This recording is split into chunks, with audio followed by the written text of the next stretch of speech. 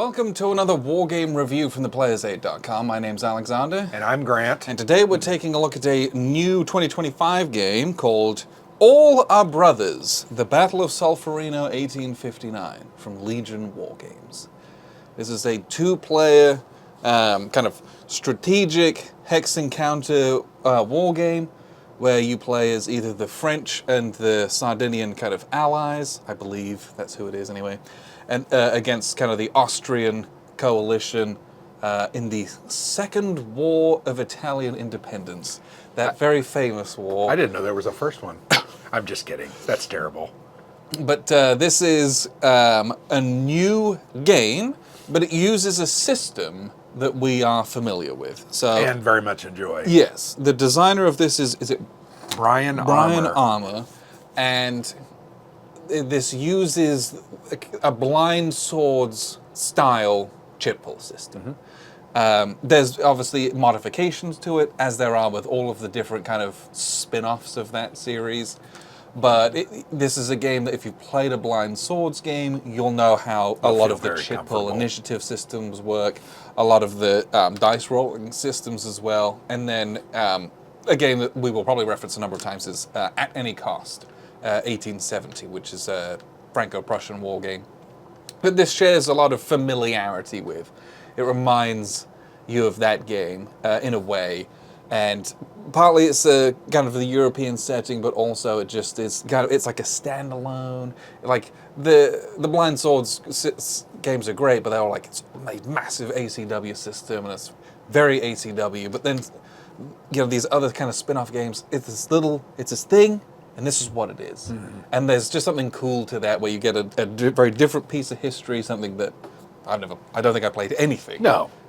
From here, from this war. Well, and frankly, being in a system that we're generally familiar with, meaning we've played a couple of games. Yes. I don't think by any means we're experts on that system. We've played Shiloh, we've played At Any Cost, and a couple of others that are very adjacent to this. Borrow elements. But I think, to me, one of the things that stood out for this game to me was the simplicity of the rules overall, the inordinate amount of DRMs and modifiers and different things, you know, you have to go through, which feels very comfortable because we've done that many times. But the playability and the fact that it's just very meaty. Like, this is a meaty hex encounter war game. It's a big war game. And I feel very satisfied. We played 6 full turns of a 14-turn scenario. And I think we decided that we called it at that point because it was unlikely that the French were going to pull out a win. Yeah, because of some strategic, probably errors, not blunders, but just we went about it in a different way. And I think now that we've played, we learned. But also some of that was just like the mercy of the formation activations means that, you know, if someone goes first a couple times, that can give them a tactical edge, which can have long-term repercussions, which again is part of the joy of this system, that it's not just, I do my guys and you do your guys. Yeah. There's nothing wrong with that, but a chit pull where you're pulling out this formation, ooh, all these blue guys activate, ooh, okay, the blue guys, and then pull out these guys, ooh, your orange guys go. Yeah. And ooh, your slightly different shade of orange guys go, which is something we'll get to in a bit. That's a little bit of a complaint, but frustrating. But the uncertainty of the order of command brings such a great story element to this, and that also makes it very good for solitaire play, which I know a lot of people are interested in. Yeah. If you've never played a chit pull game and you're looking for like a big meaty game that you can play solo, chit pull's a really great core initiative mechanic because you pull that formation and activate it's the that blue formation. Guys. You do the best conceivable thing with the blue guys. And if you're trying to like have a broader overall strategy and there's a few options, you just roll a die. 1, 2, 3, I'm going to go this way. 4, 5, 6, I'm going to stand pat. You know, if you're like really like up in arms about things, but that means it's not like, oh, I'm doing all of these guys and then all of your guys, but I did all this and I'm more invested in these guys. You don't get as invested in like the sides winning. It's more about like, what's the story? And then there will be an outcome, and that was a really interesting journey to go on. That's how I approach a game like this, Solitaire, anyway.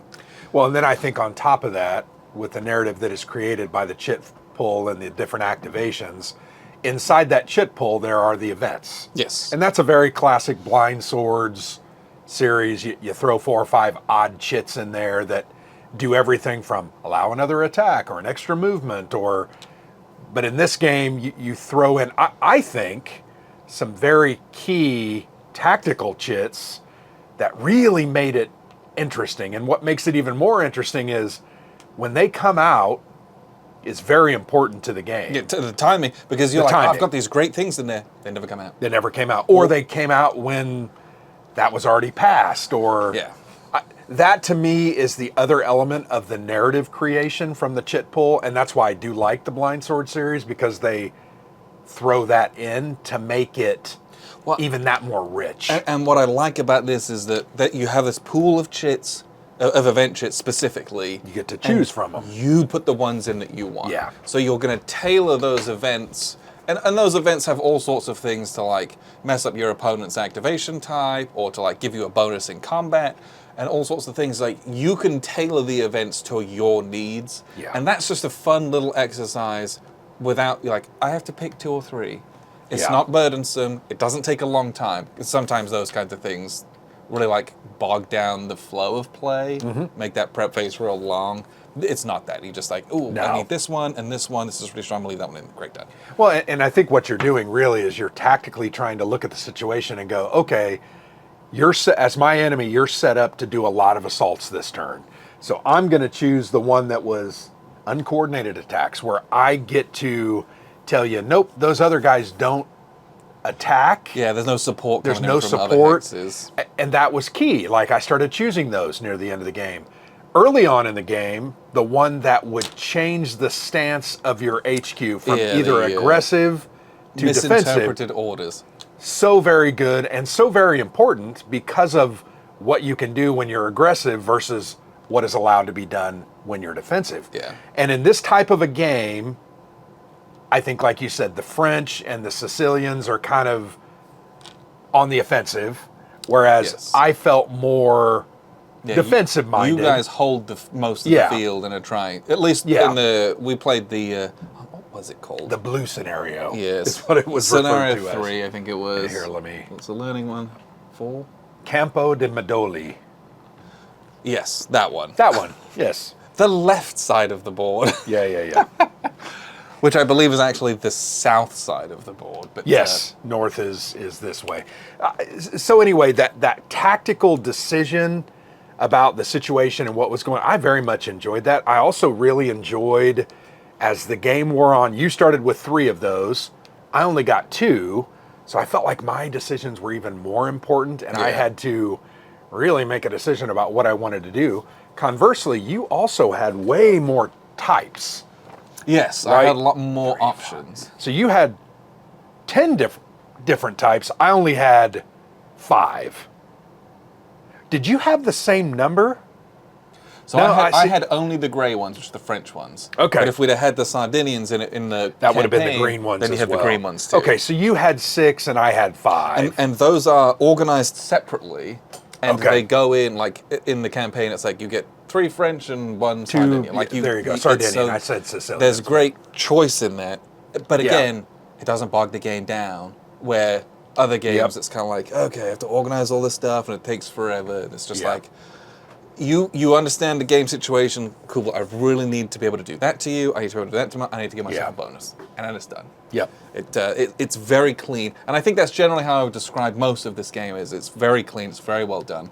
This is a system and a family that's well established. Yeah. And so they're using a lot of very familiar things.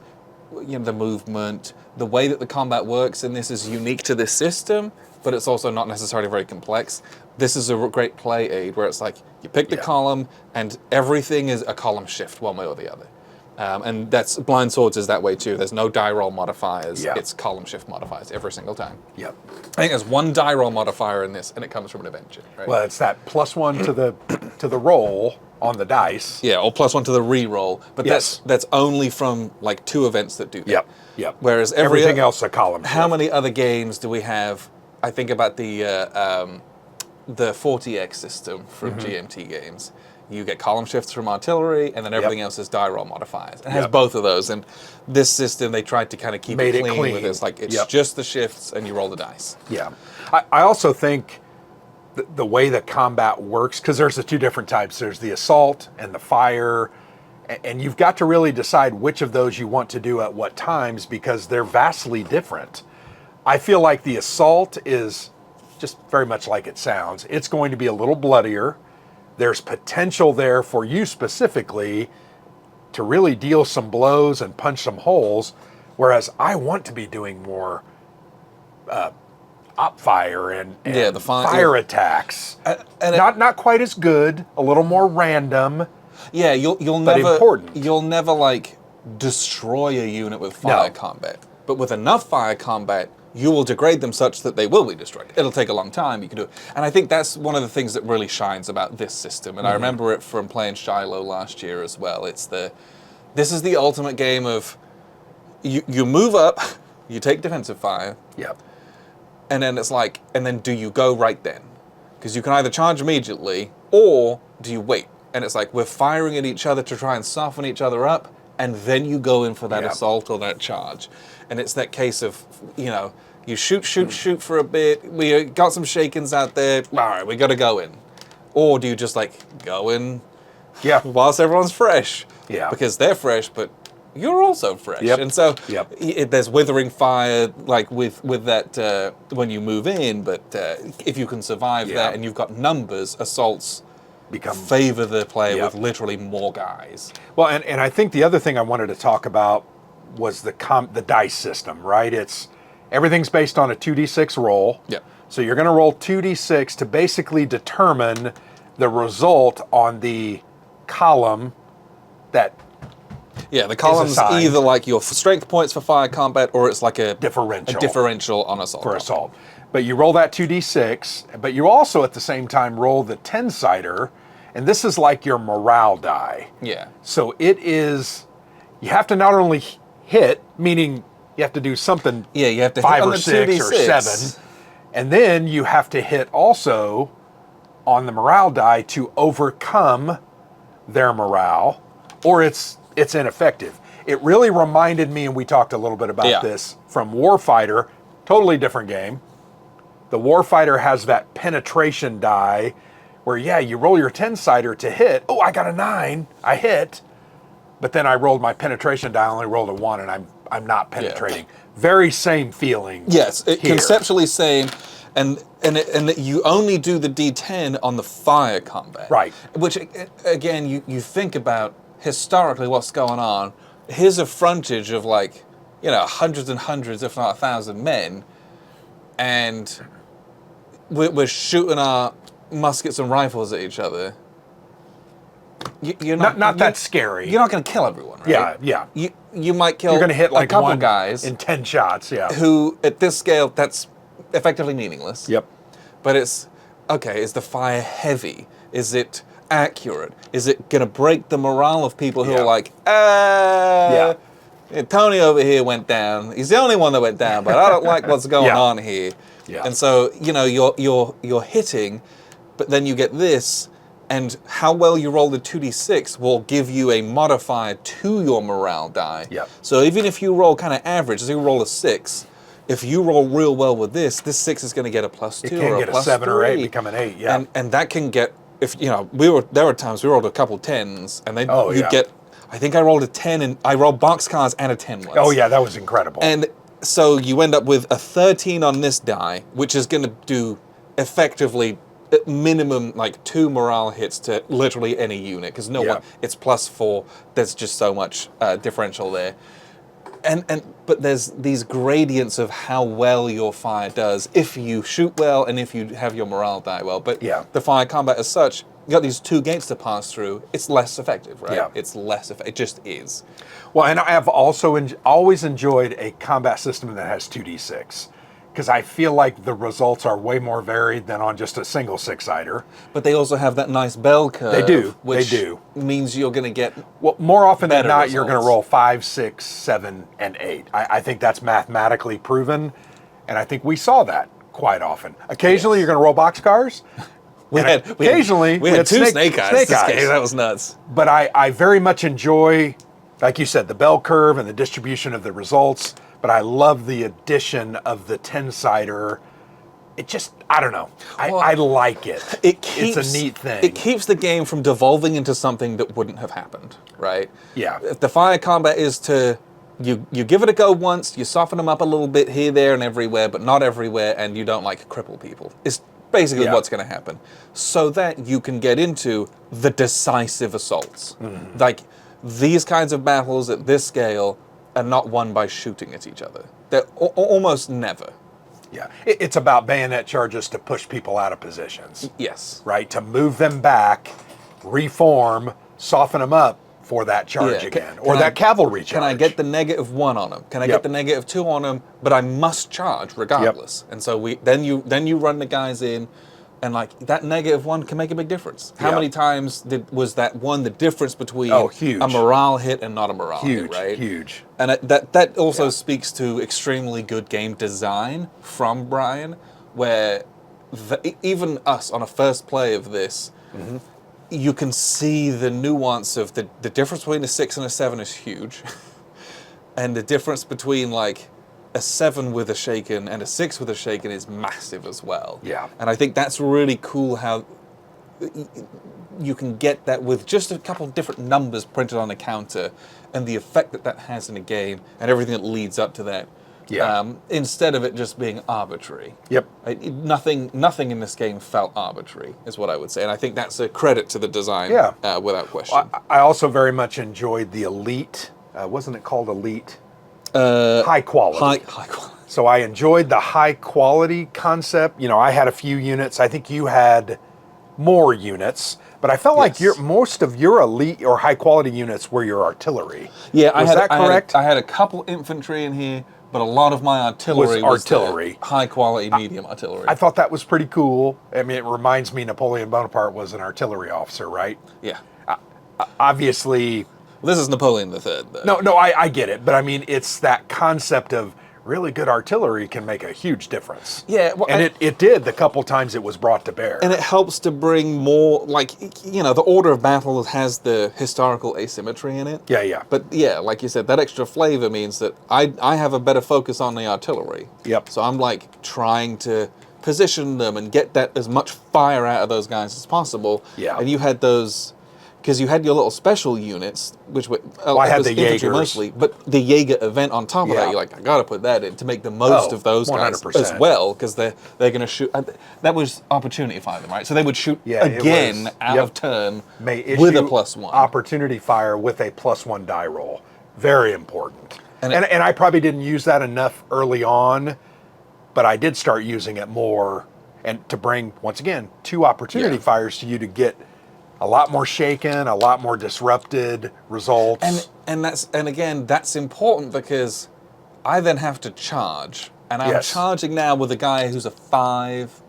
He was a 6 or a 7. Yeah. He's now a 5. And that's a big difference. Huge difference. Well, it doesn't allow you to get the double or triple, and and then I'm much closer to also getting battle worn as well and having to flip over. So there's so much stuff to consider in all this that's really enjoyable and just kind of fun to play around with. I think my other favorite part about the game was the sliding activation roll, and I can't remember what that was called. So my headquarters activation roll. It was the Austrian command roll. So historically, supposedly, in this, the Austrians had poor leadership. Yes, or bad communication, or a mixture of all that. And that was reflected in the values of my headquarter units, not only in their range, but in the requirement that every turn, in order to do something, they had to roll under their morale number plus the turn. Yes. So they got better as the game went on. And perhaps maybe it's not a quality thing, or maybe it's just a function of historically they were very slow to respond. Sure. Who knows? But that was such a fun thing to contend with as well, where you're choosing this stance, good or bad, well, aggressive or defensive. Yeah. And then you make that roll, and then you get it. Oh, cool. You can do whatever you want. Yeah. Or you don't get it, and you're like, Yeah. You basically can't do anything, and you're like, And I think it was interesting. I think early on, when my odds were very low of making those rolls, I made a bunch of them.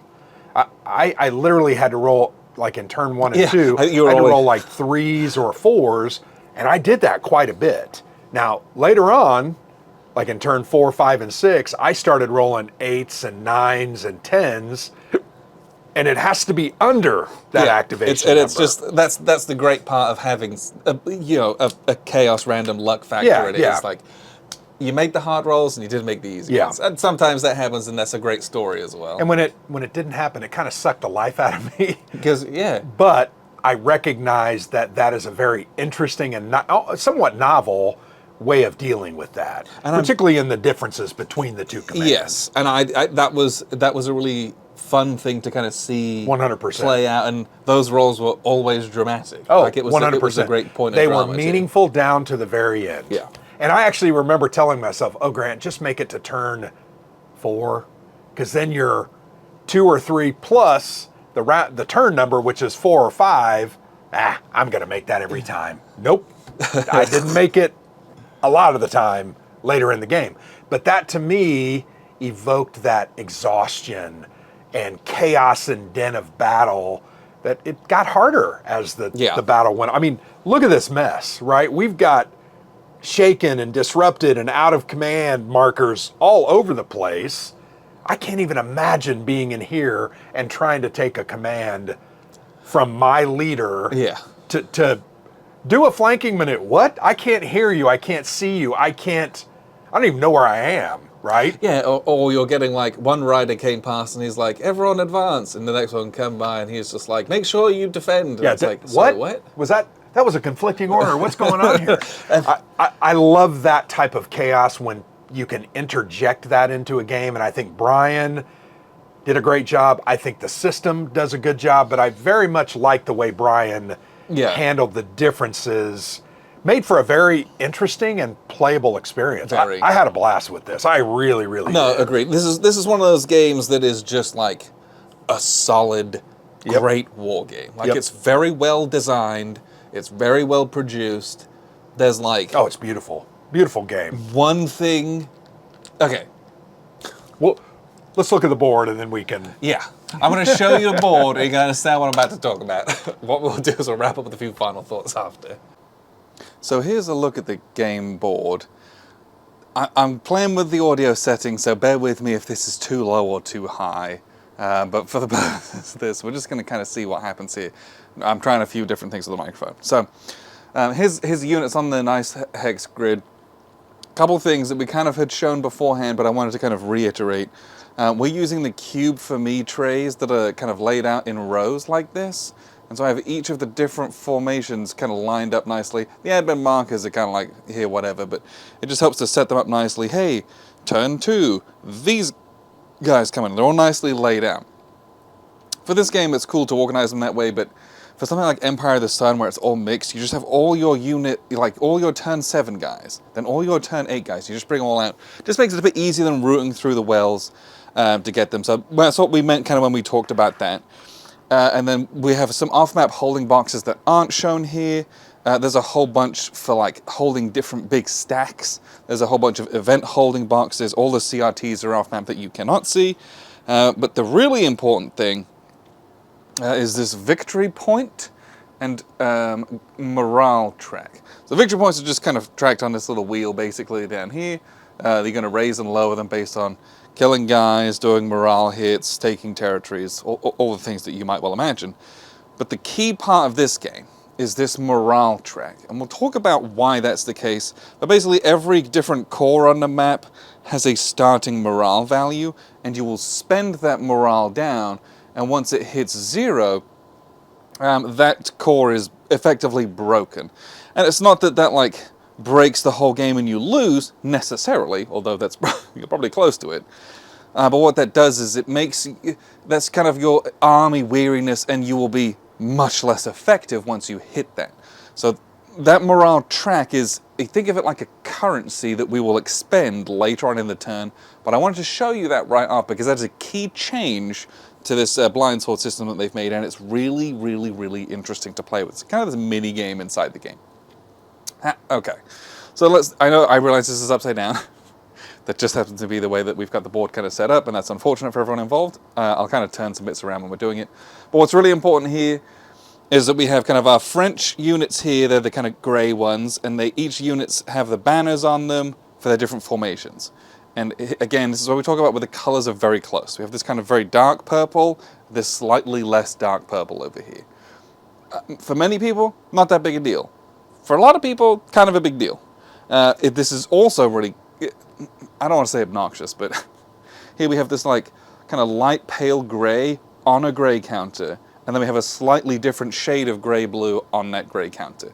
The difference between these Imperial Guard units and these second corps units it's very similar. Like, I was struggling with that. So just know that that's the case. The Austrian units, it's almost worse. So they all have this kind of pale yellow background, and then we have like a light orange, a slightly darker orange, and then this deeper orange, and then a slightly less deep orange. Like, it's just shades of orange. And that means when they're stacked on top of each other or they're near each other, figuring out what that is a little bit annoying.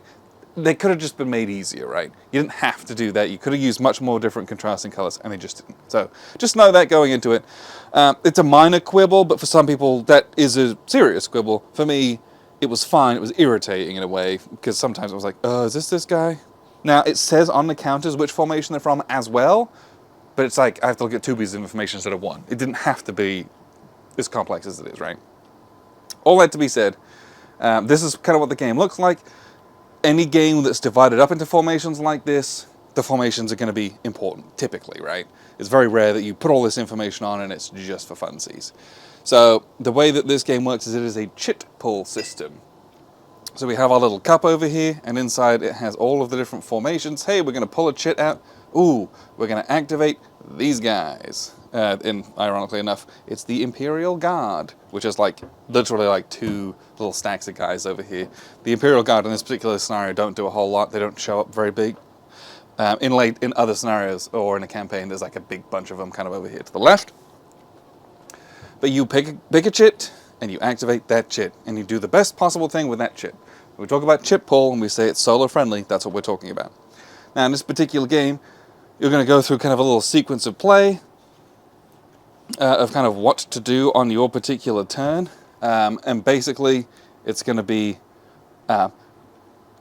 shooting, moving, and trying not to die is a big part of what we're doing here. So when you activate units, you're going to activate that formation. You're going to check for command.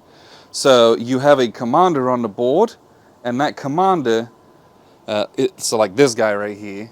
He has two different sides. So he has his A for aggressive side, and he has his B or his D for defensive side. On his D side, he's got a much bigger command range, and he's got a larger movement value. Well, he's got the same movement value. Some of them have larger ones. On his aggressive side, he's got smaller command range. Why that's important, you get to choose which side he's on, and that will also determine what he is and isn't capable of doing.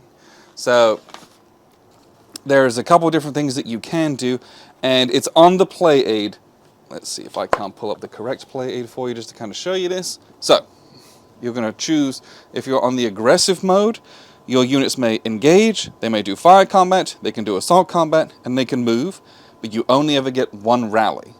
And what you cannot do is road march or gain a road bonus. Think about it, right?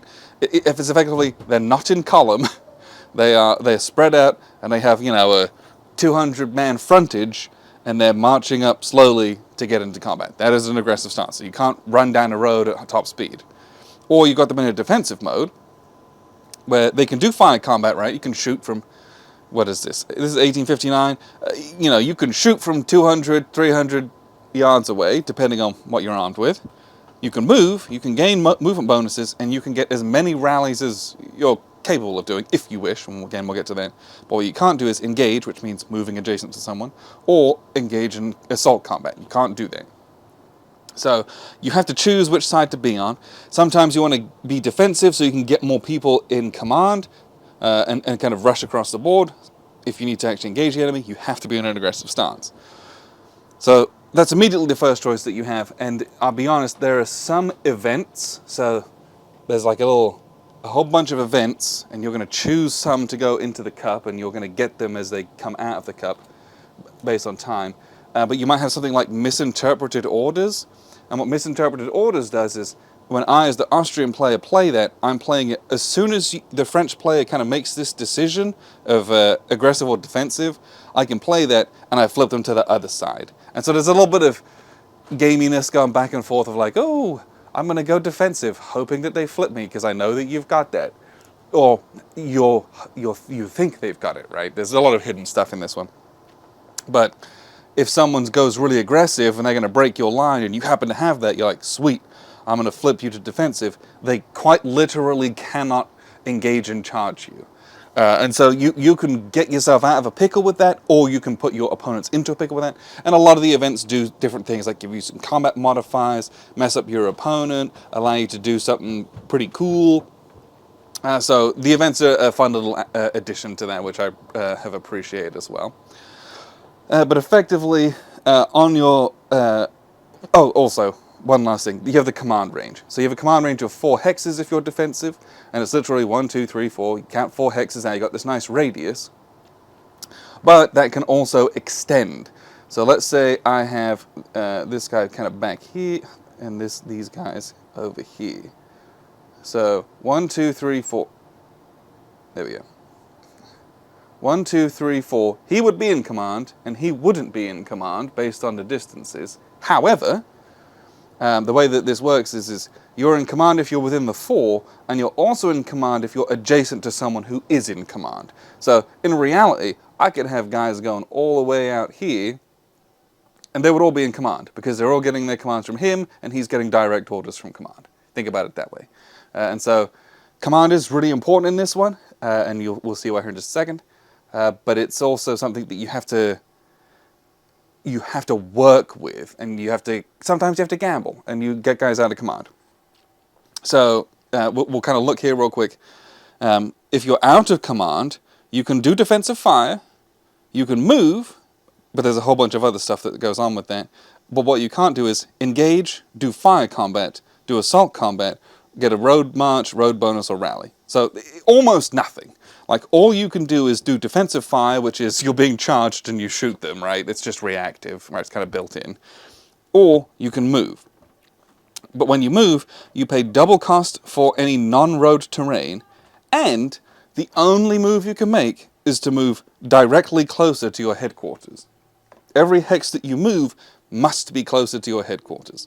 So if you get this guy and he ends up over there, you can't wheel him around, you can't do anything. If he's going to do anything, he must move towards, closer. And eventually it's going to end up probably being to his detriment, but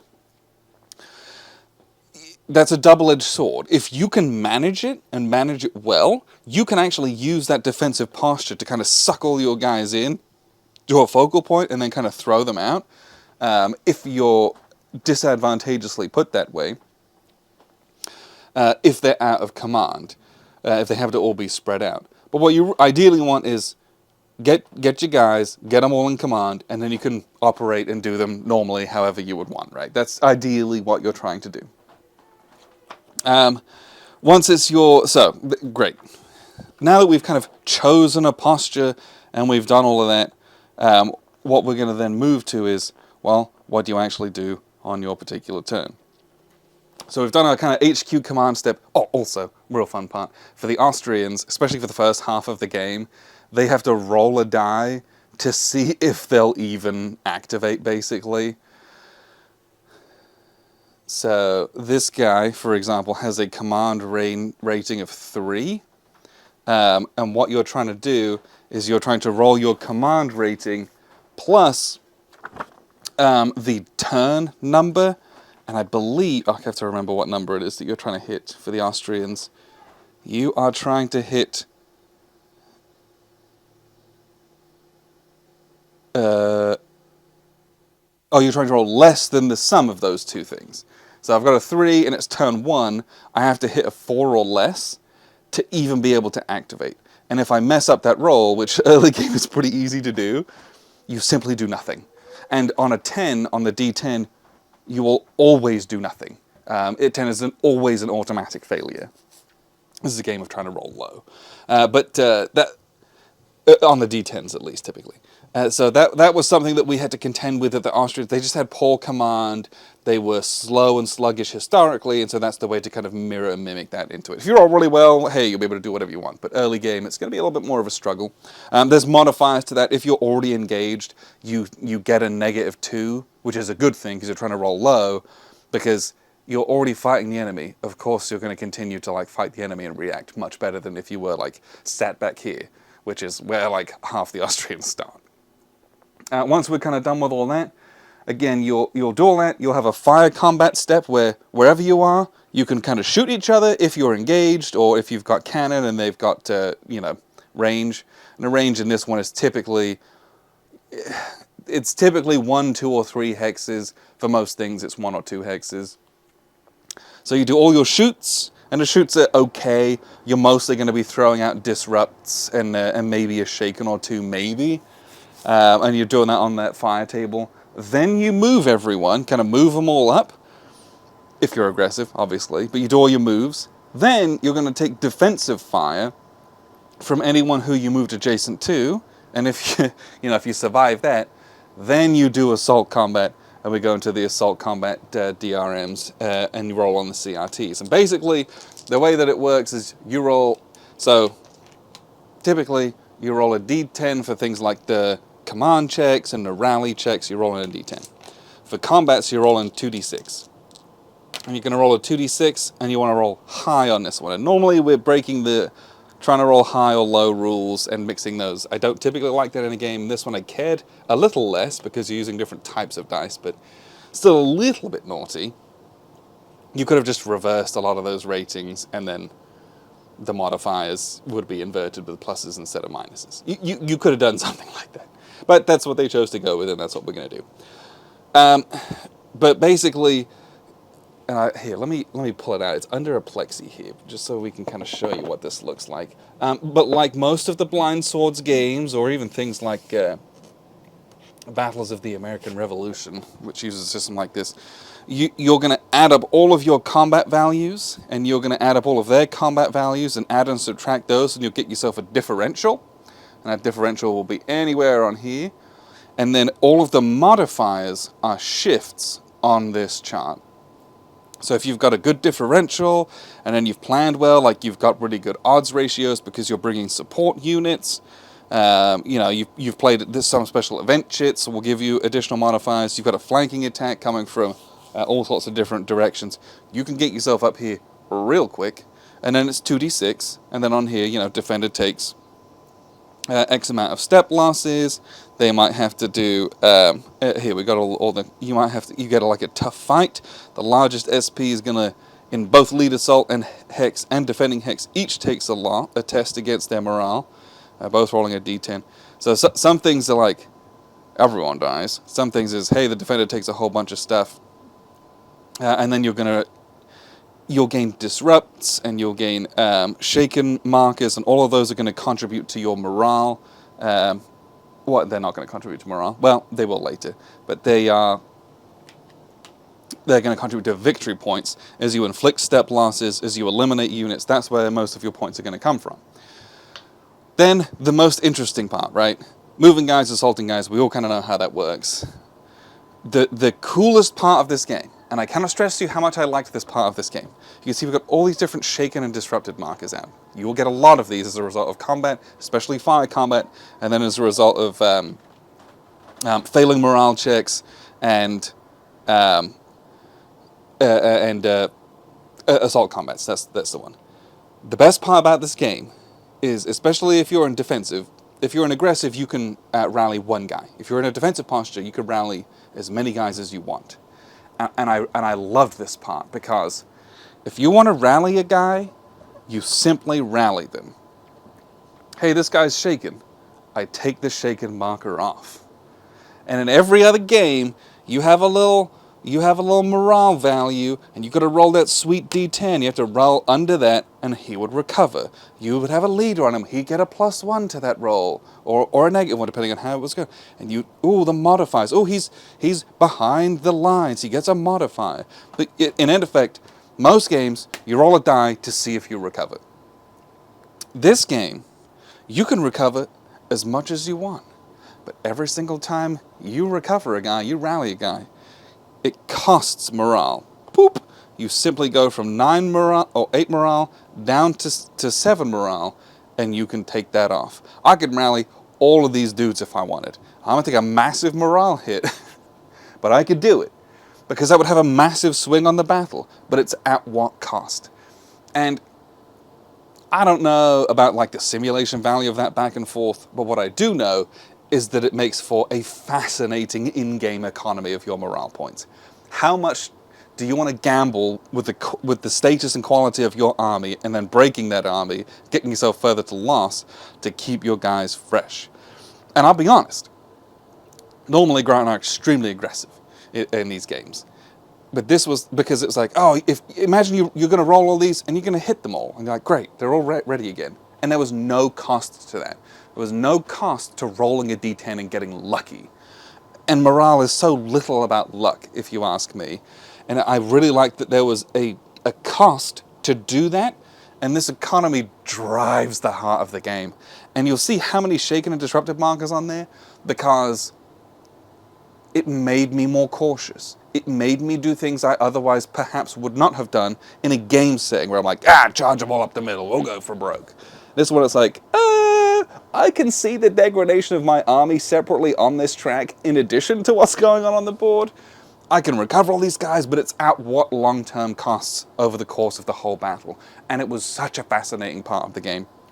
But that's broadly how the game works. You pull a chit, you set your formation, you shoot your guys, you move them, you assault guys in close combat, and you rally guys if and when you can. You pull the next chit, and you go back and forth, and you go back and forth, and this particular game is wonderful. And what we'll do is we'll wrap up here with a few final thoughts. So that was a look at the game. Lovely looking game. Yep. Great.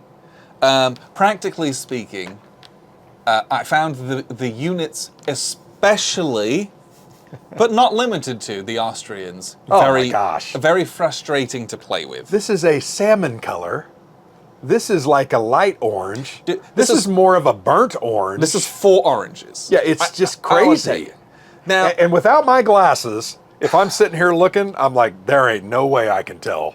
No way. The Frenches aren't quite as bad, but they're still bad. Purple and similar lighter slightly purple. Different, and then they have blue and slightly different blue. Like that was maybe a miss. You gotta choose more contrasting colors than that. Well, and look over there in the tray. Aren't those more units? Yes. So you had so you have like some a yellow yellows and a slightly darker orange, nearly red. So that didn't help a lot. Here you have like a yellow. Light yellow and a mid yellow and a dark So maybe yellow. it was just the units that we played with. Maybe that's not necessarily as big of a problem, but it's still a problem. Because then we've got these blues, but like I've got a green and a slightly different green and another green, and this is 4 greens. Yeah, that's crazy. On top of a green background. Yeah, that's criminal. That's crazy. So, and then there's some green on the map. Yeah, right. like, you've got green terrain here. That's crazy. You got to do different colors. You got to do more contrasting colors for this. That was killer. We've never played A Time for Trumpets from GMT Games, but that game, very similar. Battle of the Bulge. There's about 40 different formations. They used a big variety of colors, though, but you still have some similar color blue or similar color green. I presume because of the variety they were limited. There were about 40 different formations. Here you have maybe 12. It would have been easier to do it in this. Agreed. So that's a complaint. Now, they have the number of the core printed on them. Which helps a lot. But that should have been bigger. But that's what you have to use, almost. That should have been bigger, because that was... Because I got my purple guys, and I'm like, okay, just look for the 3s, look for the 4s, and ignore everything else. Here's the interesting thing, like your second, it's the number 2. Yeah, so the number on the left, so that's what I was referring to. Like, well, I know, but then I've got Roman numerals. Yes, but that's just how historically those were. Okay, maybe that's what it was. Organized. But I would have liked to have seen yours had Roman numerals, just because I think that would have helped stand out a little better. But I'm not sure if that's like a nod to the French used. It might have been. It might have been. That seems to be the kind of thing that Yeah. you would include in a game like this. But Yeah. that was a little. It wasn't a hindrance to the game. No. But I know that there are people who that will be a hindrance to. I Yep. think about we never played it, but Iron and Blood Yeah. from Herman Luttman, Kinda I think similar. it was. But they made a second edition, and Yep. it had vastly different contrasting Yeah. colors. I had that They- second edition. We've just not Yeah, gotten around they to fixed playing it, and this one is like, that's a bummer because Yeah. it's great and it's playable, and that's the only thing that it like was a real sore thumb. The other thing I would have liked to have seen is just the sequence of play on one of the play aids. It's just Yeah. not there. Yeah. It's not a complex sequence of No. play, but when you're first learning it, I think that's a helpful thing for people who are new to war games.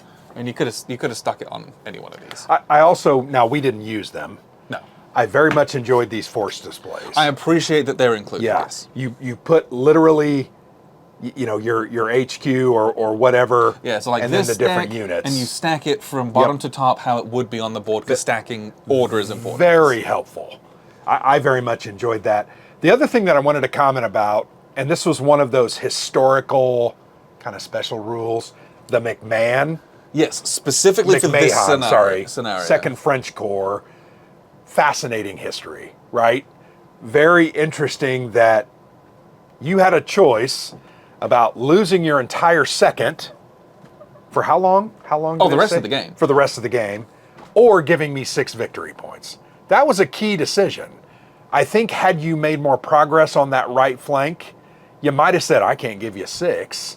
I'll just lose my guys, or depending on what condition they're But in. it's impossible for them to have made that progress Because they come until all you do that. I know. And so, but I think that's a really interesting part of this cool scenario is it's also a way to include the rest of the game in it. It's Sure. just abstracted into that because these guys pulled off and went around here. Yeah. Historically, but we don't have that to contend with. So Yep. it's like, do you just pull them off, or do you have the option to sacrifice 6 points elsewhere on the battlefield? Right. You have to make them up here. I think that was really fun to play. Yeah, I just thought too. that's kind of cool. And I was looking at the first scenario, I think it was, there's some similar, the thunderstorm rule. The thunderstorm happens later on. Yeah, it's got the I whole don't know. set of There's just a rules. lot of great stuff like that. The history has been incorporated well. I think there are 4 scenarios. 1, 2, 3. There's actually I think there's 4, 5. 5. Because there's a tiny one at the beginning that's like a little learning battle. Well, I think this is the learning one. No. No, So I this was is the looking learning at one it. here. Okay, there you go. And Learning it's like scenario. just a couple units. So there are 5, and but I like that when games do that, so that you can learn the system and get comfortable with it. Then you can dive into the bigger, longer playing. Yeah. 14, 15 turn. And the scenarios. reality is if you're going to do the 14 turn scenario, there's probably going to be a 8-hour game. Probably 6 to 8 hours, I would think. Yeah, and you might call it before then. It might be obvious. Well, it's because we got 7. through a full 6 turns in about 3 hours. Was it only 3 hours? Yeah, so I'm thinking 6.5, maybe 7, but I also think we were going much quicker now that we understand. Yeah, well, there would be system. twice as much stuff to do as well. No, that's it would true. But like That's true. an 8-hour game, that's effectively, we put in Yeah. lunch breaks and travel. That's an all day, right? Yep. But this Or is spread it out over 2 days. yeah. But like this is, I love a one map that can be that, right? Yeah, yeah. I think some of my favorite games fit into that space. I think Yeah. about things like Holland 44. And that's not a one mapper, but like It's like a map and a half. those games where it's like we're here and we're doing it, Yeah. and we can dedicate a long time to it and it'll be over, or we can spread it over a nice chill weekend and it's Yeah. like a great time. But it was something that was new and exciting and fresh, Yeah. topic wise, whilst being in a fun, familiar system. I'm always going to like that. Oh, yeah, It's kind of 100%. right up my alley for that. One other comment I want to make, and we had this discussion. I'm telling you what, Legion War games are just so good. Oh gosh, yeah. This is one of my favorite publishers. We've probably played, 15 over the years. They always have bangers. Yeah. Every single one of them. Well, that's not true. All of their war games. All of their war games. We did not enjoy Heart of Darkness. Yeah. Just wasn't for us. I realize there's some nostalgia there for people, but I'm thinking of games like, Well, Dien Bien Phu was just Dien Bien Phu is so amazing. good. Burma. Captaincy. Captaincy's great. So good. One of my favorite memories, at least, Demyansk Shield. Oh, it's a great game. I love that game. Yeah. Like, I still have that game. that's one of my favorite Yep. games we ever played because it was such a... That was... Vance von Borries, It World was War like II this, East Front. right? Yep, 100%. We set up a map, we set up Yep. this big old game, we played it all day, and I remember that game so fondly. Yep, 100%. But They just do good games. Yeah, real solid stuff. And I made the comment, sneaky good, and you were like, well, it's not really sneaky. And I'm like, yeah, you're actually kind of right. I think those people who have played their games understand that what they are getting is quality because they only do 3 or 4 games a year. Yeah, and Right? if you look at their back catalog, some of the stuff from the early days, pretty rough around the edges Sure. with the rule books. They have come so long far, way. leaps and bounds. This was an excellent rule book. Yep. It was very easy to kind of navigate through, and it was well written, and it's like full glass. It's got color examples in it. Yeah. That has come a long way. So if you're getting games from them now, it's almost a surefire hit. Yeah. And I love that company. I love what Randy and his wife put into this. It's just Yep. them, and they do all the work in it. But they come out so well. Oh, yeah. Some of my fondest memories, I think, are from Legion Wargames, to be honest. That Burma game was so good. That Boma game is unlike anything It's else. I've so ever played. good. And I don't know. I look forward to Werewolf. You know, we have Werewolf. Yes. That coin adjacent or coin like multi-faction treatment of the end of World War II. But if you haven't experienced Legion Wargames, I wanted to say that because they really are that good. Yeah, like I've got La Primogenita on the shelf, and I'm like remiss that we haven't played Well- it. Because I know it'll at least be like, the worst is it'll be like a really solid war game. Yeah, right? 100%. That is like the floor for this company, basically. Well, and we never got around to Invasion Malta. No, last but I year. still have it. I've got that on the shelf. I want to do that game so badly. Like that one, I think that was a really big game. It is. It's a very big game, Which is but cool. It is cool. But yeah, that like But anyway, the Legion Wargames is a company whose games I am very remiss to part with. Yeah. And I almost never do because we only have limited space with what we do here. yeah, we got a bunch of them over there. But like those are ones that like we play them and we have a good time. Yep. And I don't want to pass on those. Yeah. And it just so you got to check this out. This is 100%. really, really good. If you've never played a Blind Swords, This is a very good entry to yeah, it. because it also tones down some of the things. So I think about something like At Any Cost. It had all of these out of command special effects things that could happen. But I actually kind of missed that stuff. Right. But Incredibly fun. I'm glad that didn't have that. Incredibly Yeah. funny, Yes, but and odd. that's a lot of additional rules. It is. This didn't have that. This is a little cleaner, a little Yep, simpler. a little more playable. It's still a big Hexencounter war. Yeah, yeah, yeah. It's still a. Yep. How big's the rule book? This is the rule book. That was like 15 pages, right? It's 20 pages. 20 about 20 pages, pages. yeah. Rules. I guess that's probably closer to 18 pages rules. Yeah. But like, that's really good. And the rules they have are very clean, very clear, Very crisp. understandable. And there isn't a ton of chrome. Yeah. We needed a couple play aids, right? We had 2 play aids. Yeah. One of each type. We needed a second. If these were double-sided and you had 2 of them, that'd Yeah. be neat. But you can just make that. yeah, that's we not just a need big to deal. make copies of that. But that was something that I think was a good thing where they took out some of the extra craziness. I would agree. To make it more approachable. I think more people are going to be playing this, Mm-hmm. being like, oh yeah. Well, and I would think that if you get this and enjoy this, there is you can see our blind swords right there, and I've got at least 5 or 6 at home that we need to get And to. that's a Stonewall sword on top, so I've got 6 of them right yeah, there. there you go. Well, then we just got the new one too, Gettysburg. Oh, that's the right, first yeah. day.